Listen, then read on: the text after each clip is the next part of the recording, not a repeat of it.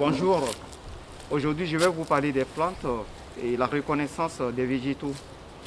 La reconnaissance des végétaux, c'est un art, c'est une science qui permet de comparer les plantes, de donner des indices permettant de ne pas les confondre. Généralement, on utilise la technique que j'appellerai auto, qui est basée sur une observation attentive, le toucher, l'odorat et parfois le goût. Voilà. Généralement, dans la reconnaissance des plantes, l'ouïe et le regard, l'observation sont très intéressants. Donc du coup, on regarde les feuilles et le but de cette séance, c'est de pouvoir reconnaître les plantes lorsqu'elles ont déjà perdu les feuilles. Pour ce faire, il y a plusieurs moyens de les reconnaître. Nous utiliserons les données sur les écorces. Nous pouvons utiliser les données sur les bourgeons, sur les fruits. Aujourd'hui spécifiquement, je vais faire de la reconnaissance des végétaux en ne regardant que les écorces. L'arbre qui est en face et derrière moi, en fait, c'est un hêtre. Le hêtre, en latin, c'est Fagus sylvatica. Alors généralement, puisque je ne m'intéresse que des écorces, et nous pouvons trouver dans la nature plusieurs catégories d'écorces. Là, nous avons une écorce qui est très claire, qui est grise, qui est lisse et qui ressemble au pied d'éléphant.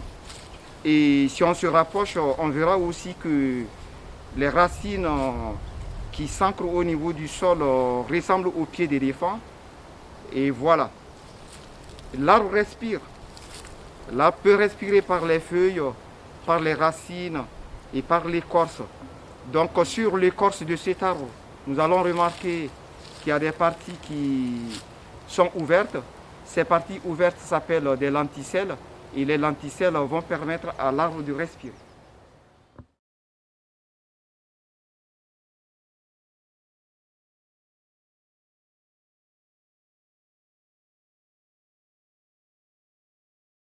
Le but de la séance d'aujourd'hui est de décrire les plantes caduques. Je vais commencer par un dicton qui dit que le charme d'Adam, c'est d'être à poil. Et cela veut dire que le charme, il a des dents. Donc si on regardait les feuilles de charme, il a des dents, le contour est dentelé. Et le hêtre a des poils. Et ce dicton ne me permettra pas de reconnaître le charme et l'être qui sont des arbres caducs. Pour cela, je vais utiliser une autre méthode spécifique en passant par l'écorce pour pouvoir décrire le Fagus sylvatica qui est le hêtre commun. Alors comme vous le remarquez, le hêtre a une écorce très fine, lisse et claire. Et donc du coup, je dirais que l'écorce fine claire ressemble à la peau d'éléphant, au pied d'éléphant. Voilà. Et de loin, dans la forêt, et cette indication peut me permettre rapidement, sans me tromper, ou me tromper pas beaucoup, de l'être.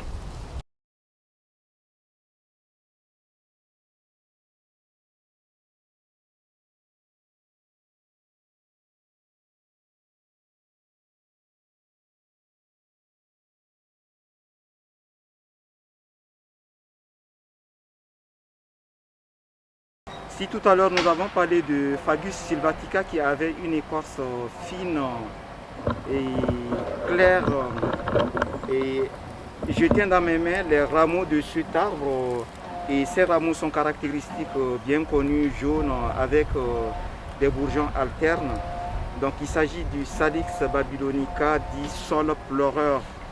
Et ce qui m'intéresse effectivement sans les feuilles et en ne passant pas par les rameaux, c'est la description de l'écorce qui est grise et un peu plus foncée que l'écorce grise de tout à l'heure par rapport au hêtre.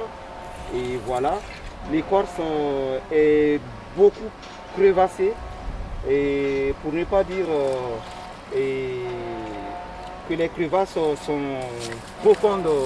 Voilà, donc vous pouvez le voir dans l'illustration vidéo. Et effectivement, donc du coup, je ne peux pas enlever ces crevasses, effectivement. L'arbre, je ne serai pas en mesure de vous donner son âge, mais j'imagine que c'est un arbre qui a fait des centaines d'années.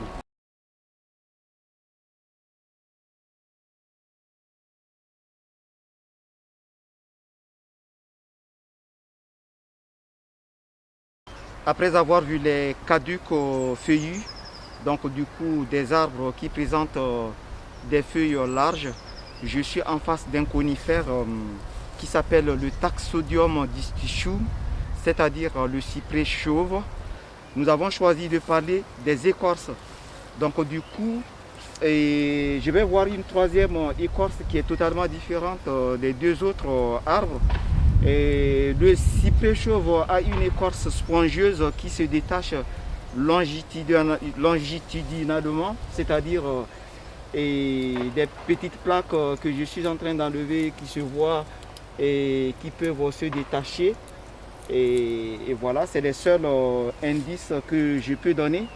Il faut reconnaître que le sujet il est très jeune et il est moins haut et que les essences les plus vieilles peuvent avoir une circonférence et 4 à 5 fois plus grand que ce que vous avez en face de vous et plus long et plus haut. Et voilà. Et je suis dans un milieu qui n'est pas qui ne contient pas beaucoup d'eau, donc je ne vois pas d'autres indices. Le reste des indices que vous ne voyez pas, je vous les décris quand même. C'est ce qu'on appelle des pneumatophores, c'est-à-dire des racines aériennes, donc qui vont sortir du sol et aller chercher de l'air pour contribuer à la respiration de cet arbre. Voilà ce que je peux dire sur ce magnifique Taxodium distichum.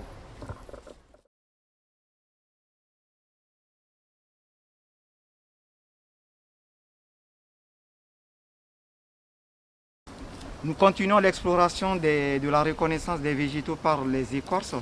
Et au fur et à mesure qu'on fait ce travail, nous constatons qu'il y a une diversité d'écorces chez les végétaux. Et je suis en face d'un conifère qui s'appelle Pinus sylvestris, le pin sylvestre. Et donc du coup dans cette présentation qui est un bonus, étant donné que c'est un persistant alors que je devrais travailler sur les caducs, nous constatons que l'écorce peut se détacher ou se détache en petites plaques de couleur brune-rouge. Et cette couleur brune-rouge, au fur et à mesure que nous remontons en haut, et la couleur devient rouge. Voilà. Donc ça c'est caractéristique des pins sylvestres. Et cette caractéristique ne se retrouvera pas chez le pin noir d'Autriche. Voilà.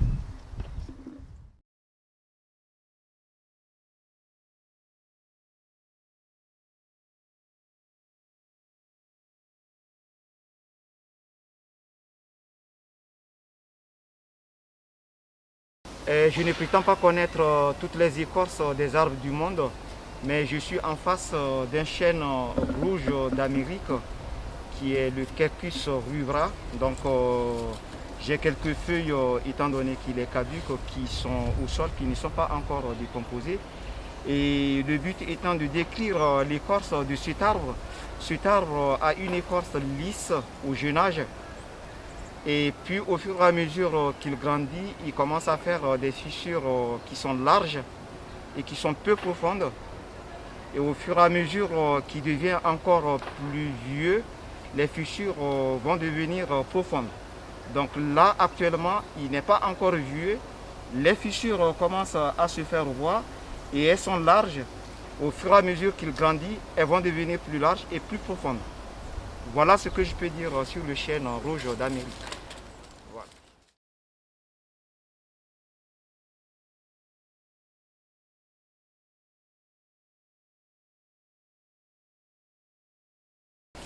Et tout comme la description du chêne rouge d'Amérique, j'ai une écorce qui est grise et claire.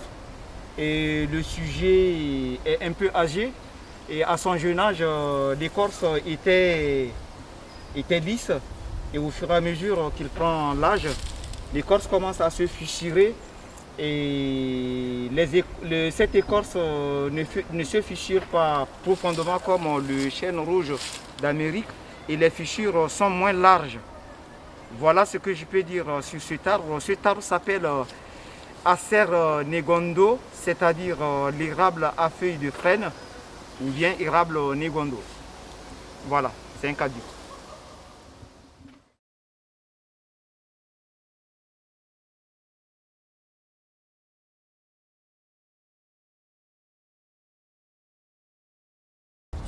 Et je vais vous présenter cet arbre qui a l'air clair avec une écorce bien lisse. Et les branches aussi ont des écorces lisses. Il s'agit du mycocoulier de l'Occident, donc mycocoulier de Provence, pardon, qui s'appelle Celtis australis, effectivement. Donc du coup, à ne pas confondre avec le Celtis occidentalis, qui fait le même feuillage, mais qui a une écorce grise et fissurée. Voilà, au fur et à mesure que son âge augmente, celui-là reste lisse, clair, quel que soit son âge.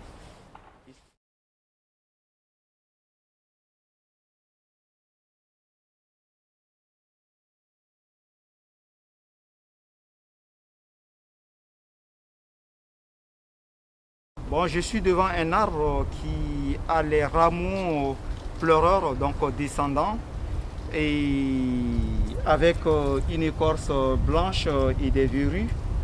Et théoriquement et normalement, il s'agit de ce qu'on appelle le bouleau blanc ou bien le bouleau pleureur. Voilà, en latin, ça s'appelle Betula verrucosa ou bien Betula pendula et d'autres l'appellent Betula alba. Voilà, donc l'écorce est blanche et lisse au jeune âge et au fur et à mesure qu'il grandit, il commence à faire ce qu'on appelle des verrues, d'où son nom, Betula verrucosa. Les verrues, en réalité, c'est des espèces de lenticelles, un peu comme sur le forsythia, mais qui vont permettre à la plante de respirer. Voilà. Donc les verrues sont de couleur noire avec des formes totalement différentes. Au niveau de l'écorce, effectivement, on voit que l'écorce est crevassée et c'est tout ce que je pourrais dire sur cette plante.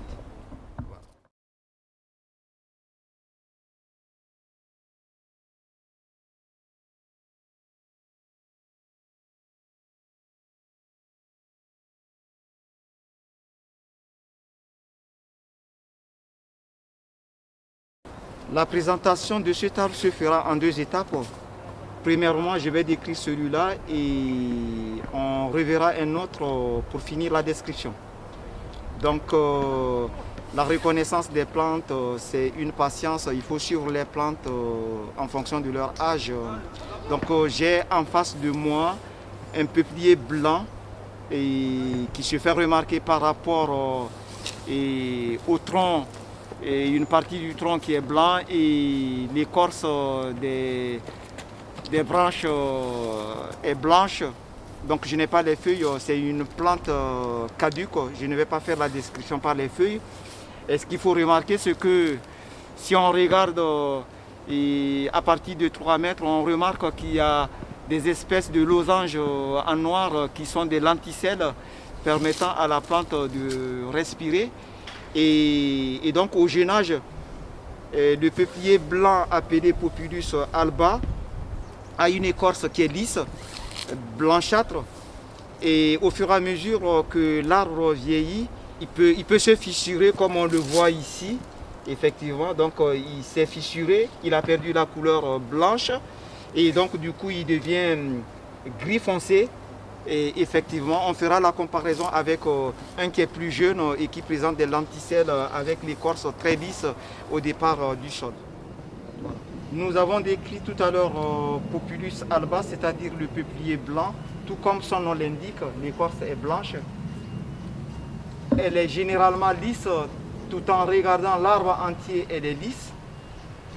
Mais vous allez me dire, il y a des taches noires. Effectivement, les taches noires donnent l'illusion que ce n'est plus lisse, ce qui est vrai.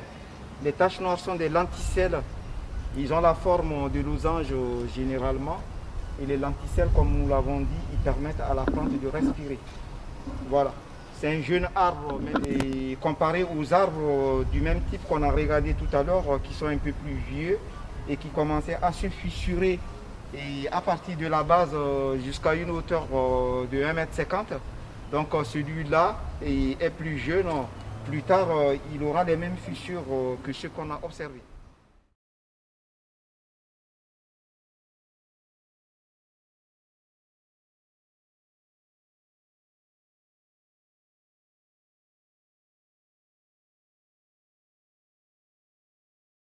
Maintenant, nous allons regarder le tronc et l'écorce.